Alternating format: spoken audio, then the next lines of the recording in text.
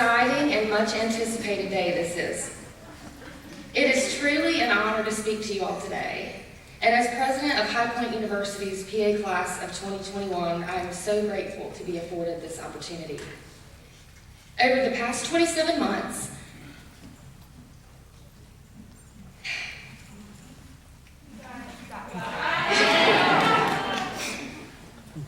I even practiced.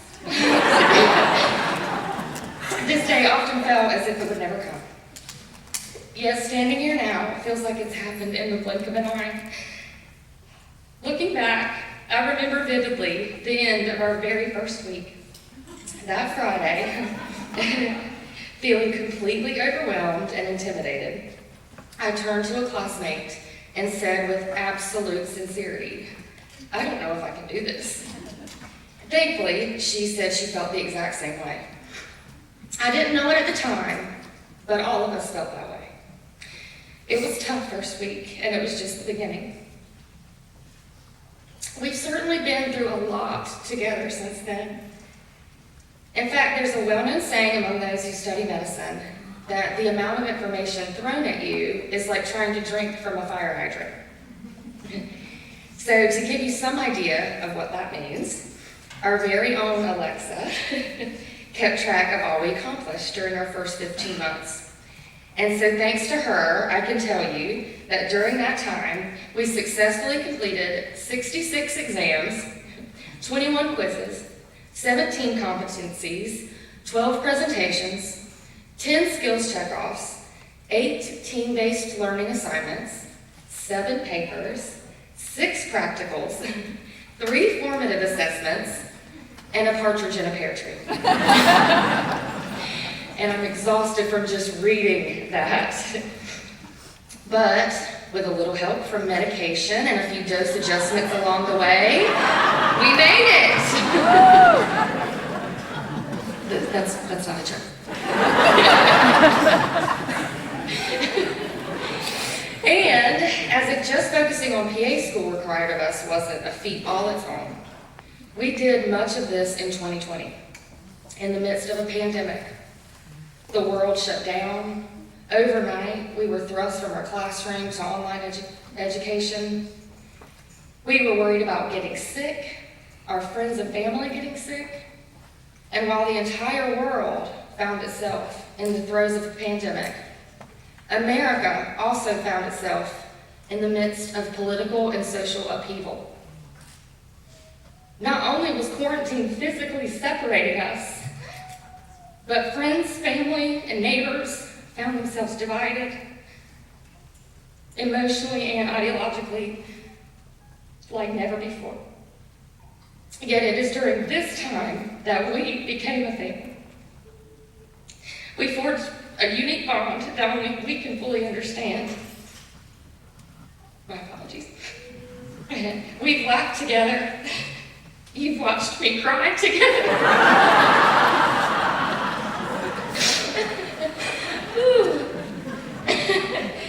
And I am so fortunate to call you all friends. I could not imagine having done this without each and every one of you. We've worked pretty hard to get here, and I'm so very proud of all that we've accomplished together. There's an old adage, work hard and you can do or be anything you set your mind to. And these words, though meant to encourage and remind us to never limit ourselves, are only half true. Yes, we need hard work. But what we also need is to be given opportunity. There's a book I love entitled Hillbilly Elegy, which speaks powerfully to this point. And they made it into a movie, although as usual, the book is 10 times better. It's the true story of a boy from Ohio, the Rust Belt of the United States. He grew up well below the poverty line with an endless list of family troubles. He was exposed to violence, alcoholism, and verbal abuse, all compounding the effects of the other. Raised by his grandmother, she encouraged him constantly. He joined the military, and after 4 years, realized his potential and decided to apply to law school. And granted an interview, he went. He went dressed in his military-issued boots and camis. Surrounded by suits and ties, he soon realized that while he had been invited to the game, no one told him the rules. Yet someone saw something powerful within him and gave him an opportunity. He was accepted into law school, Yale Law School. Why? Because one person in a position of influence saw his potential and gave him a chance. And that's all it took to change his life.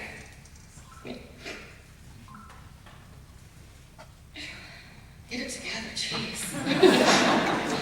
In the book, he humbly admits that he is no smarter, no harder working than anyone else he's known or grew up alongside. He was simply given a chance. So similarly, today is about all of you who helped get us here. Our professors and preceptors, our family and friends, co-workers, everyone who took the time to encourage us and acknowledge our potential. For today, we stand on the shoulders of those who have shaped us and gotten us to this place. I'm reminded of all the people who are responsible for getting me here, and the invaluable lessons from my own childhood, and I'm reminded of why I felt called, destined to practice medicine. A parade of faces flood my mind, faces that feel the memories of a humble beginning.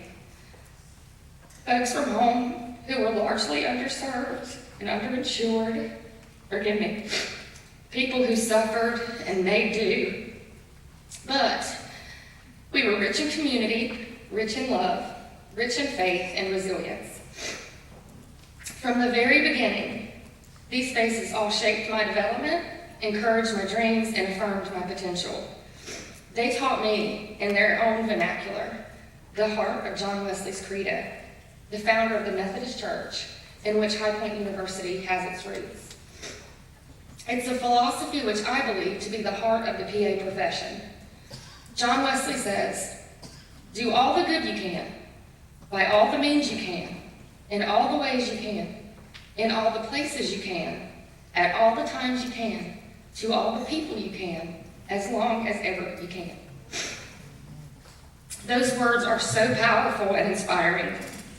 And so, as we transition from student to provider, how can we embody these words?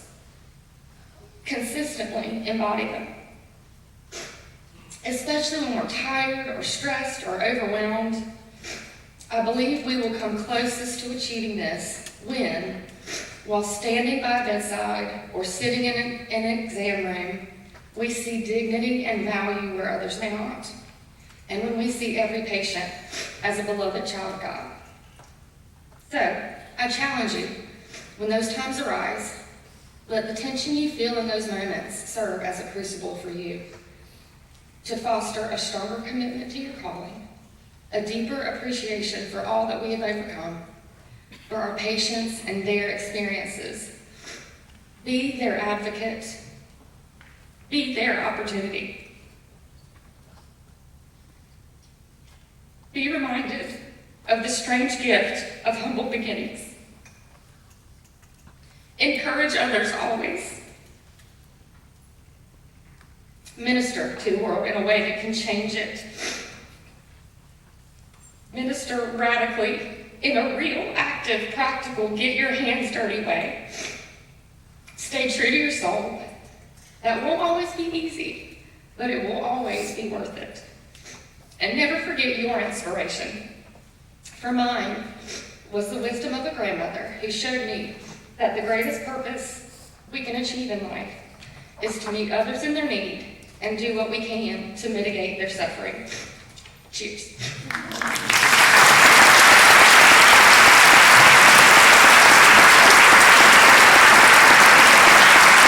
With the pandemic, but with transitions and that sort of thing, you guys have been gracious. You have been forgiving. You have held me and the rest of us, faculty, to high expectations. But I want to thank you for being who you are and for what you're going to be. I do want to read to you. This is probably breaking all kinds of rules to break out a phone, but this is, I'm going to read to you a message that is from a person who you all know fondly. This is Dr. Linda Sagon, who is watching by live stream right now as well. And I want to read to you what she said. She sent this to me this morning. This is to you. This morning I fondly recall meeting each of you at your interview, welcoming you at orientation and watching your progress through the didactic phase of the program. I regret that I was not there for your clinical year, but I kept tabs on how you were doing and always knew you were in good hands under the leadership of Dr. Johnson. And the amazing PA faculty. It's just me. Congratulations to each of you on arriving at this milestone in your career. The Declaration of Geneva clearly states that my colleagues will be my sisters and brothers. On this day, I am honored to call each of you my colleague as you enter this amazing profession. Congratulations and welcome to the PA profession. I wish you the determination, perseverance, and grit to become everything you are capable of being. And that's from Dr. Sagon.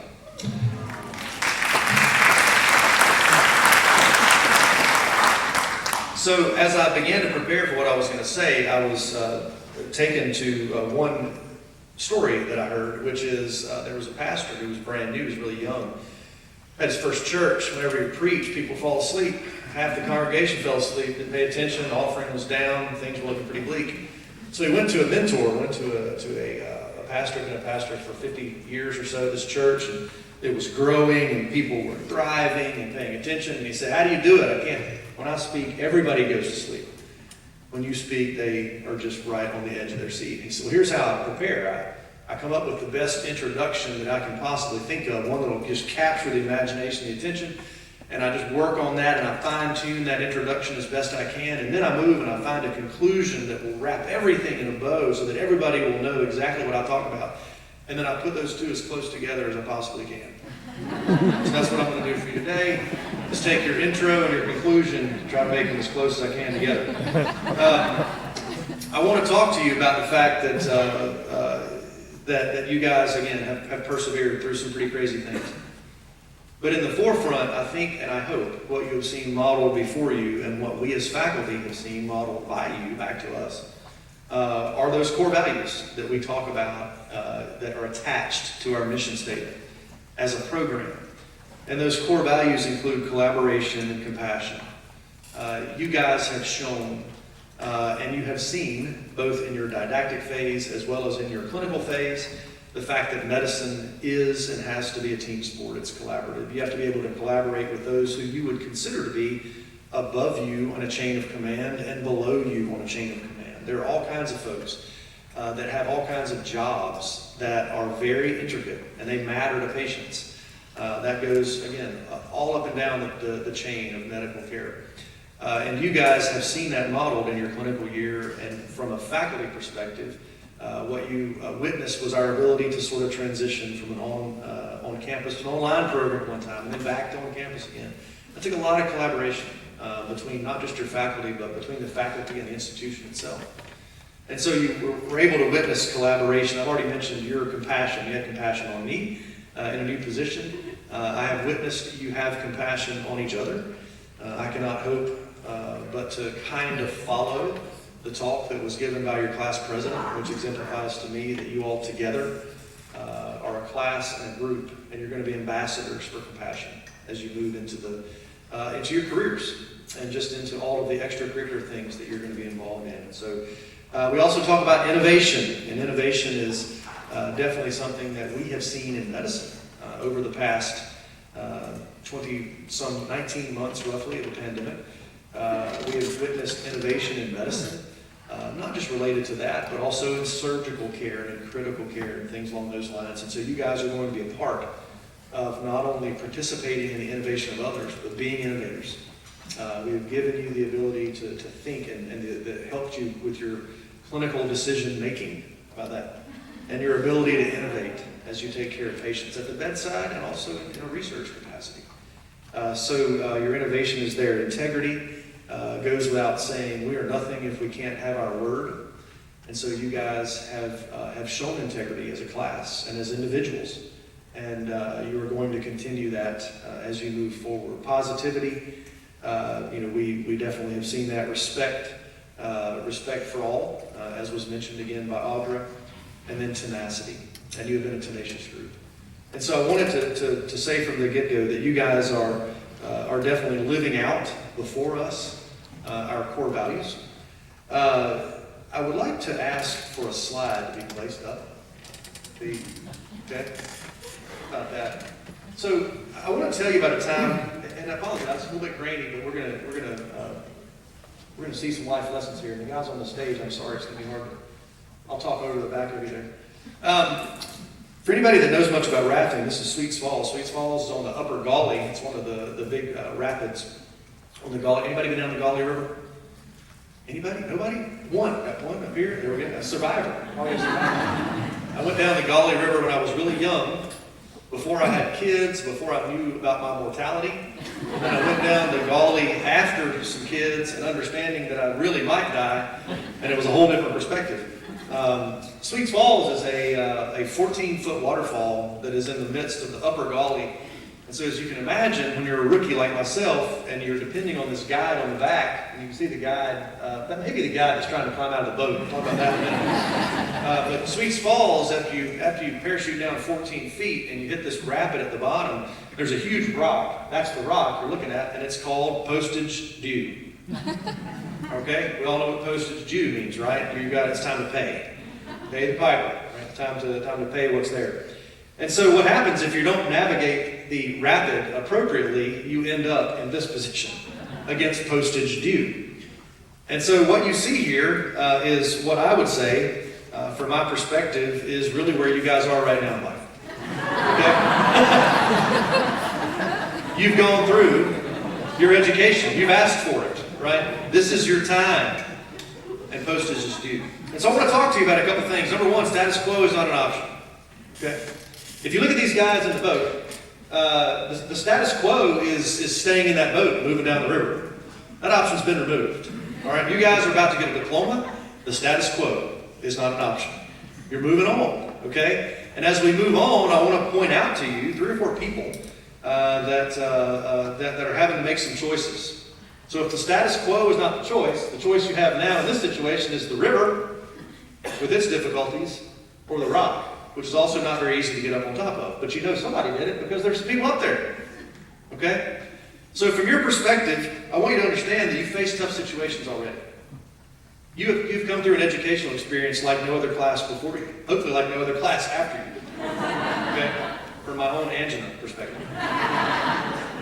You're doing well. You've arrived at this time. And it's time to act. Guys, it's time to act. You don't have a choice. So there's several things that can happen in tough situations. And number one, you can be caught off guard by the situation. The person that I'm going to mention that's caught off guard is this guy that's in the front. If you can kind of make out his facial expression, there's a term that we use for that facial expression that's not appropriate in big speeches, but it's, whatever it is. And he realizes now that life is very different in front of him than he ever thought it might be. And he seems a little bit unprepared. When we are comfortable, we become less prepared for things that might be in front of us. And I would say this guy was probably pretty comfortable when he got in the boat. He had a guide, he had all his team with him, everything was good. The cooler was in there, the paddles were in the hands, life jacket was on, helmet's on, ready to roll. Until the tough time hits. And then he was a little bit unprepared to act, is what his facial expression tells me. And so what I want you guys to understand is we got to have situational awareness. We got to look around us. We got to understand that medicine changes. We have to understand that patient expectations change. We have to understand that the expectations of those that we work for may change.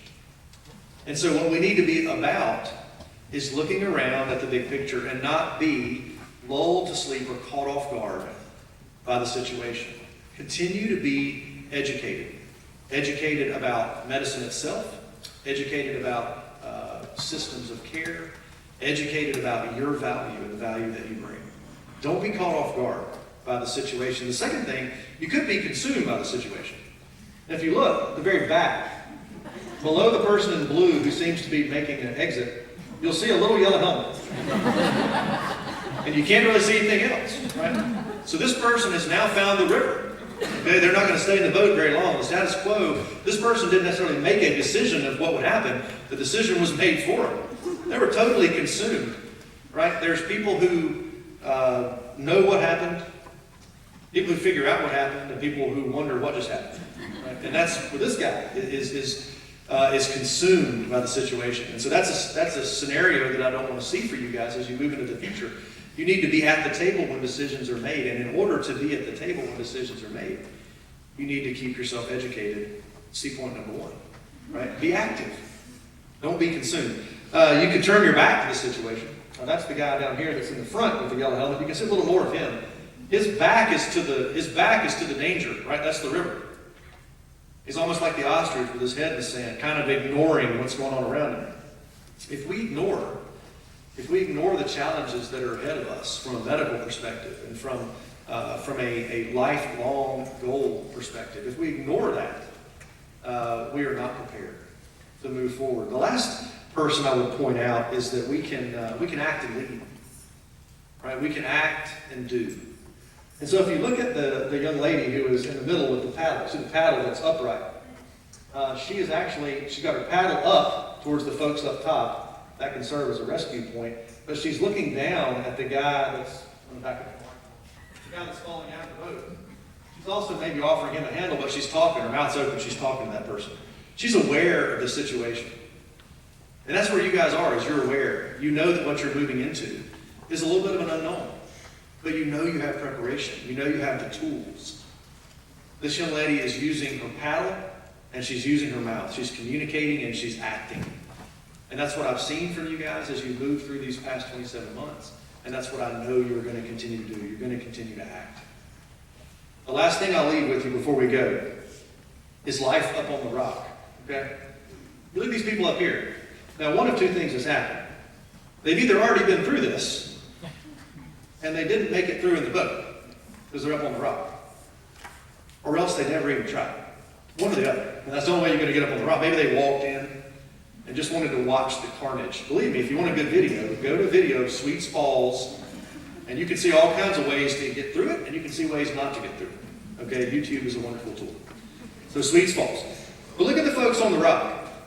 Now what I want to offer you is this. On one of the buildings here, and when I came to interview here in 2015 for a position, one of the buildings has emblazoned on the fascia of one of the balconies, and I can't remember the exact building. Dr. Irv may know. It's Luke.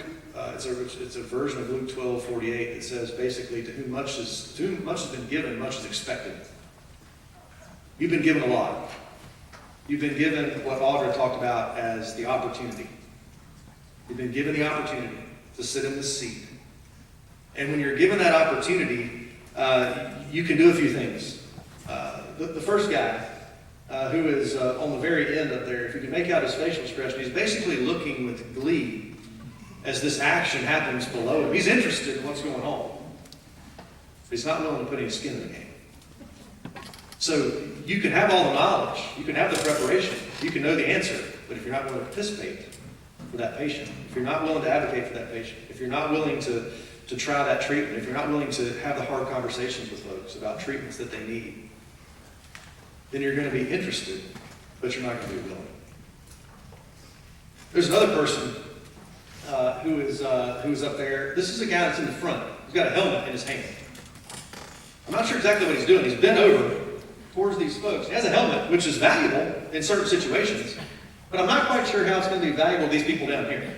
Right here, put this helmet on. Right? They've all got helmets on.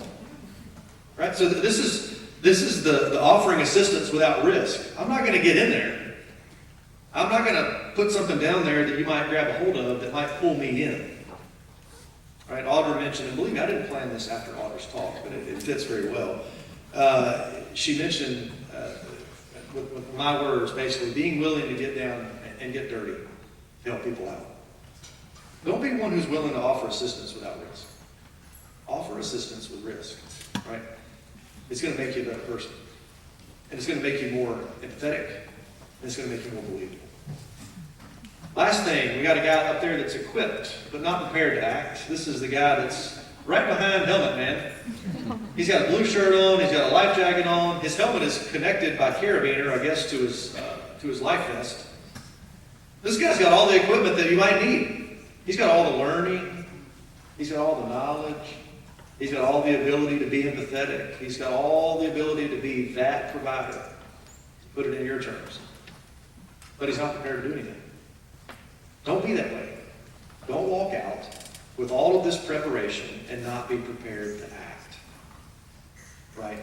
Act for the benefit of your patient. This is a call to action. I appreciate you guys for what you have done here and for who you have been and for who you will continue to be. I look for great things to happen from you, and I want you to let us know those things so we can celebrate with you. We want all of you to be clinical preceptors for us, starting as soon as possible. And our clinical team will be in touch with you very quickly. Thank you guys for being who you are. I appreciate you listening to me this morning, and we look forward to the rest of the time together this morning.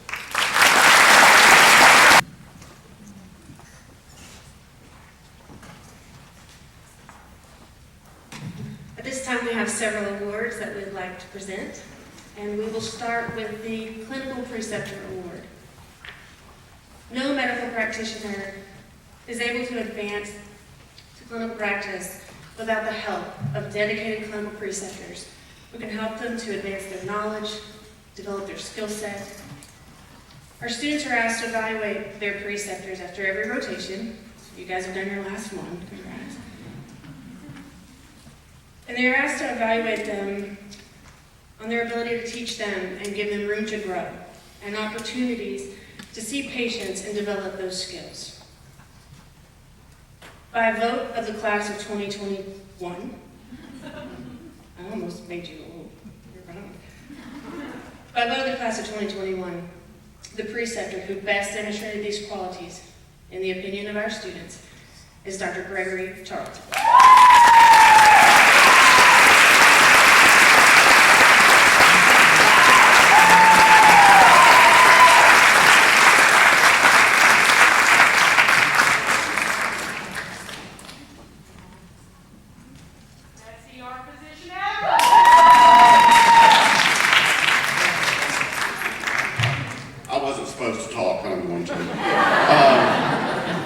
Famous movie called, I won't say it, there's a line in it that says, there's no crying in baseball, okay? Because Audra, there's crying in medicine. If you don't want to cry, you don't need to be sitting there. You're going to cry some days when you get home, you're going to cry some days at work. And guess what, guys? It's okay.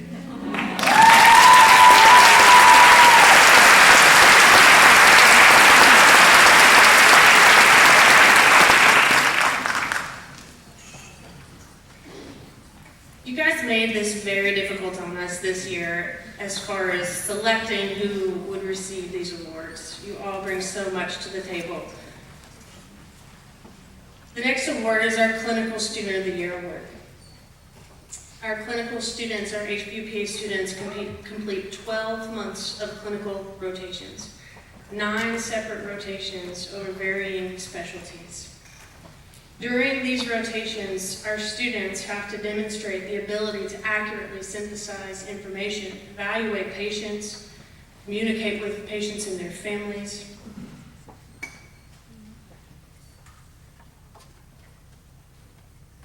By vote of the faculty, the student who demonstrated the highest level of clinical functioning, medical knowledge, professionalism, and communication skills in the class of 2021 is Ms. Riley Flake.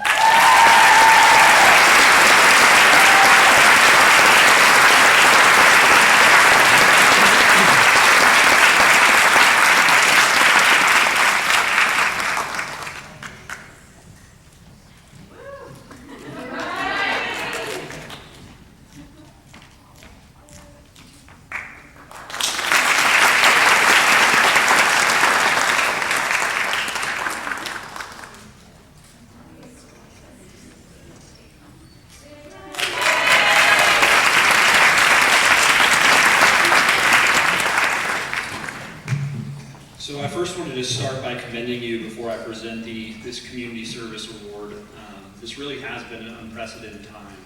And for all of you to be able to make the opportunities to go out and serve our communities while you're trying to juggle your didactic education, I think is completely remarkable. So in addition to maintaining high academic and clinical standards, our students participate in many activities that provide service to our High Point community. This requires dedication to the profession above and beyond the academic and clinical requirements of our program. After the review of all of the activities in which students led or participated, it is the opinion of our faculty that the student who best exemplifies these outstanding qualities is Alexis Mislevi.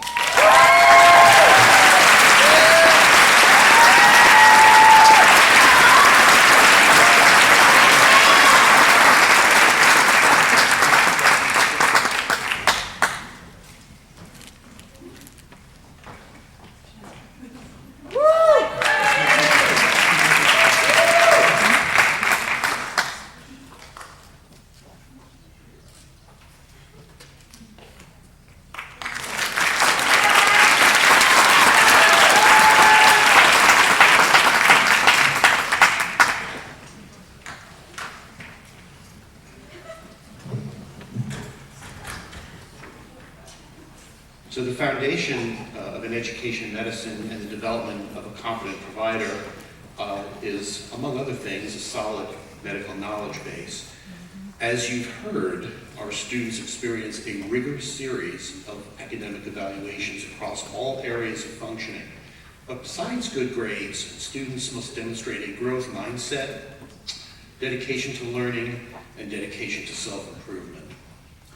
By vote of the faculty, the student who excelled at demonstrating the highest academic achievement in the program based on both their academic performance in the didactic phase as well as the level of engagement in self-directed learning and active participation is Ashley Rhinehardt.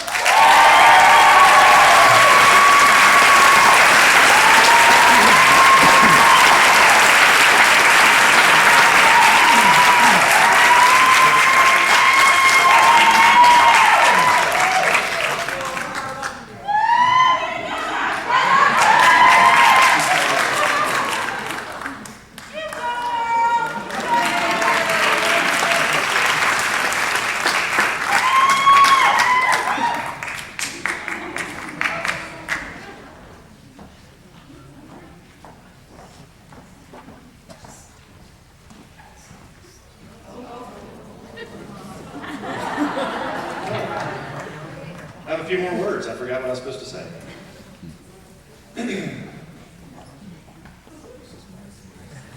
The Pi Alpha Honor Society was organized in 2004 by the former association. Oh, sorry. No. Let me start that over again.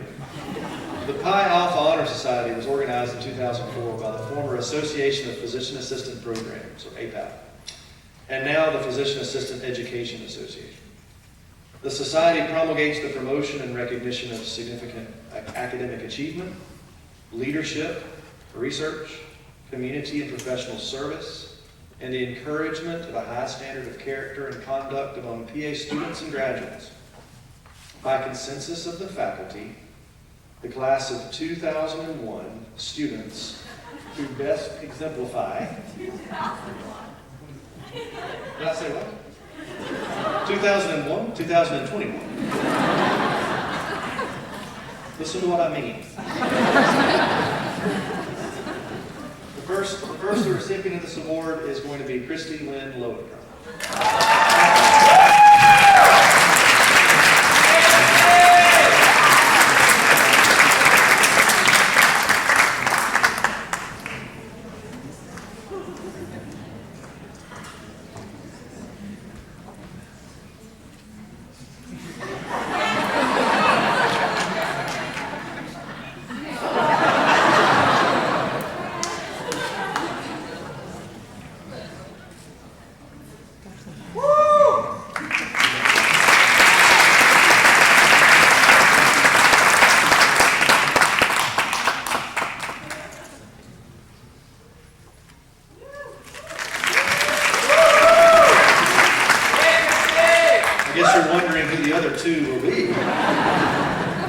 The next recipient is Sarah Nicole Brown.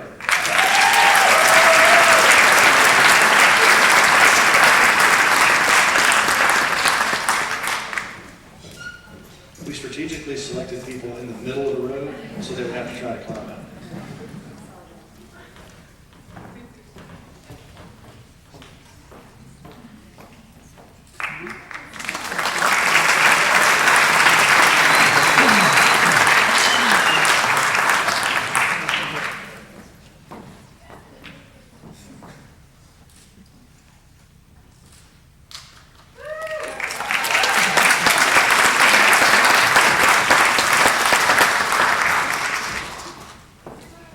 And lastly is going to be Riley Mae Flake.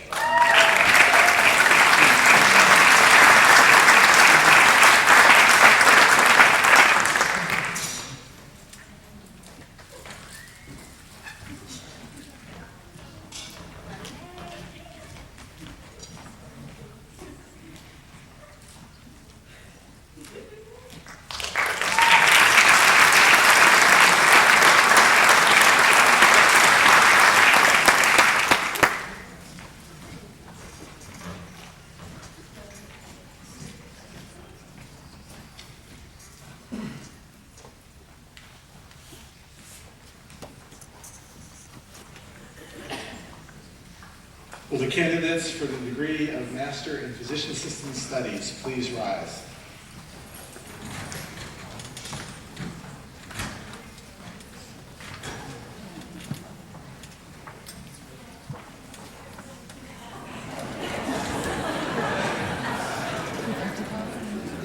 All students are graduating today.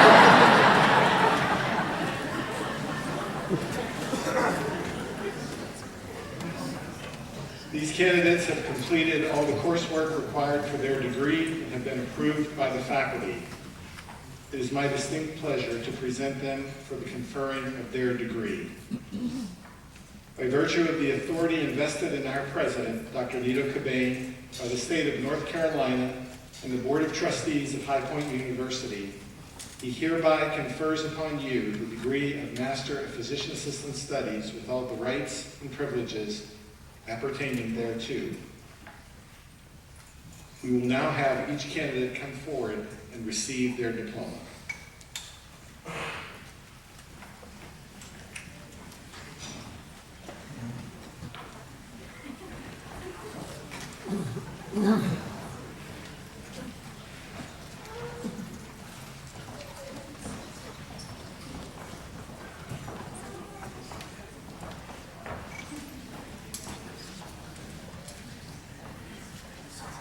Ashley Marie Almer.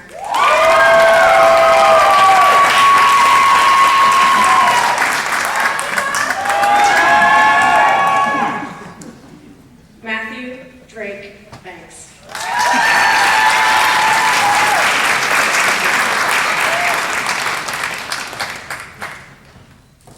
Kathryn Elizabeth Bell.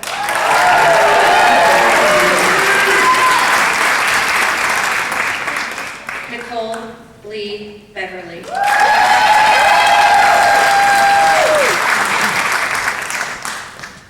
Anna Marie Binzer.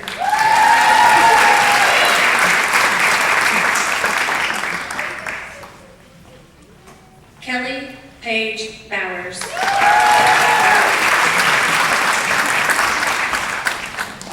Anna Marie Brey.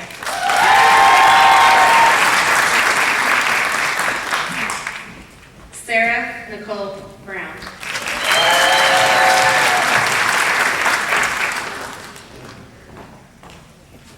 Amanda Grace Cairnes.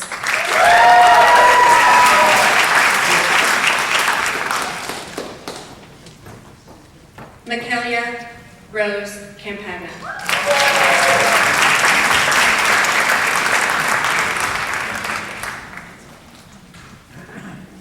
Kathryn Hope Caruso.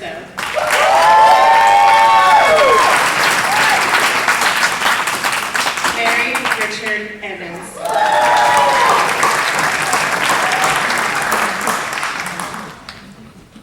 Riley Mae Flake.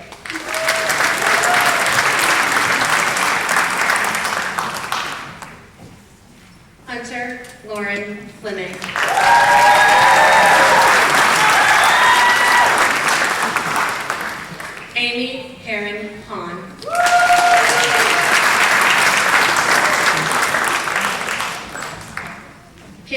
Lee Hansen.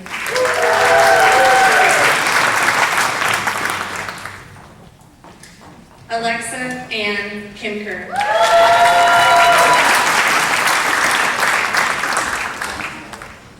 Christy Lynn Lowenkron.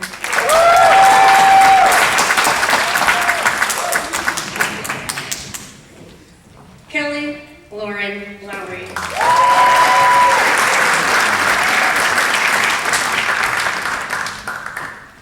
Bayley Walsh McMichael.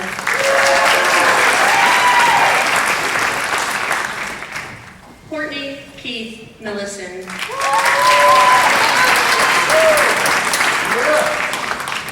John Aaron Aaron.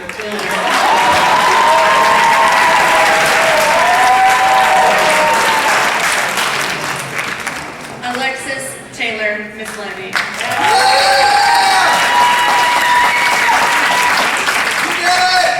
Taylor Aaron Moore.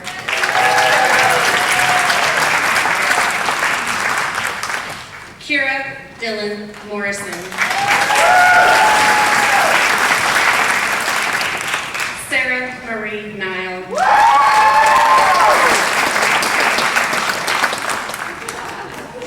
Chandler Mackenzie Ott.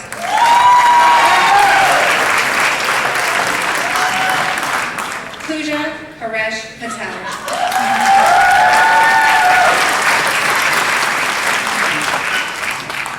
Audra Luanne Rhinehardt.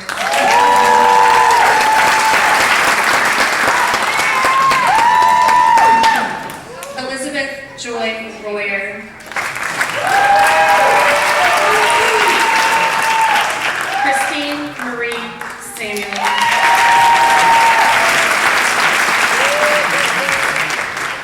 Nicole Rose Ucia.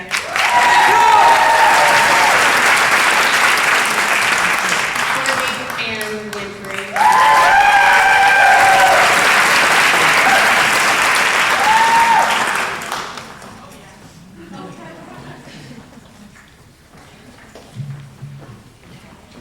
Will all our graduates please rise?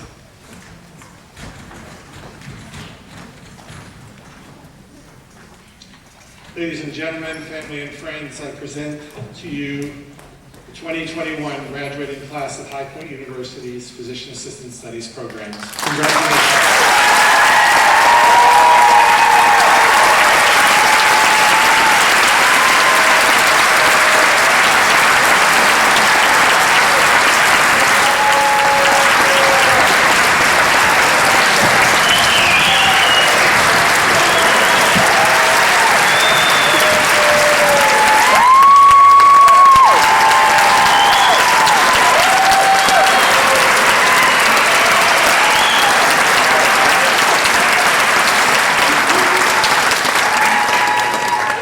Okay, a couple of things and we're done. Number one, class. You may be seated.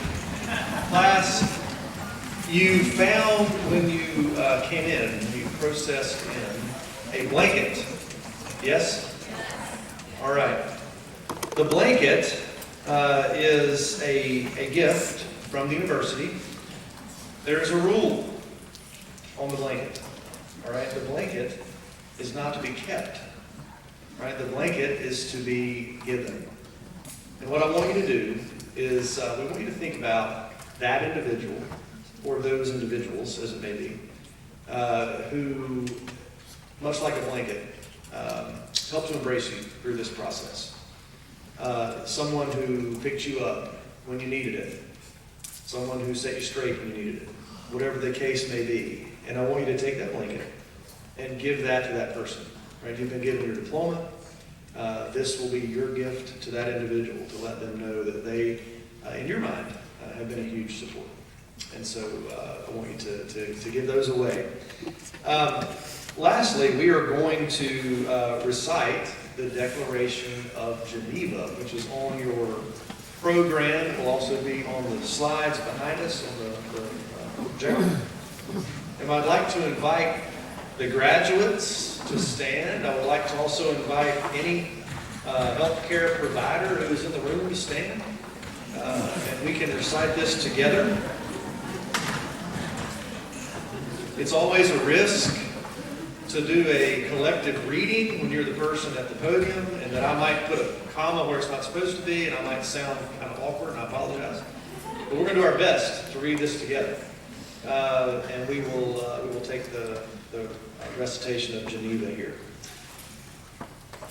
I will start us off by saying, at the time of being admitted as a member of the medical profession, now you can read with me, I solemnly pledge to consecrate my life to the service of humanity. I will give to my teachers the respect and gratitude that is their due. I will practice my profession with conscience and dignity. The health of my patient will be my first consideration. I will respect the secrets that are confided in me, even after the patient has died. I will maintain by all means in my power the honor and the noble traditions of the medical profession. My colleagues will be my sisters and brothers. I will not permit considerations of age, disease or disability, creed, ethnic origin, gender, nationality, political affiliation, race, sexual orientation, social standing, or any other factor to intervene between my duty and my patient. I will maintain the utmost respect for human life. I will not use my medical knowledge to violate human rights and civil liberties, even under threat. I make these promises solemnly, freely, and upon my honor. Congratulations.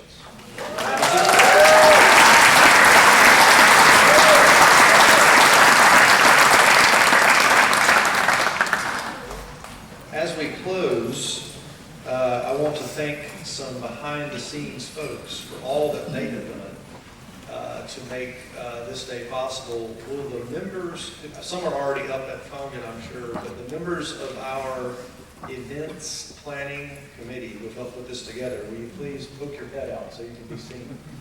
I know they don't want to be. Let's have them come out.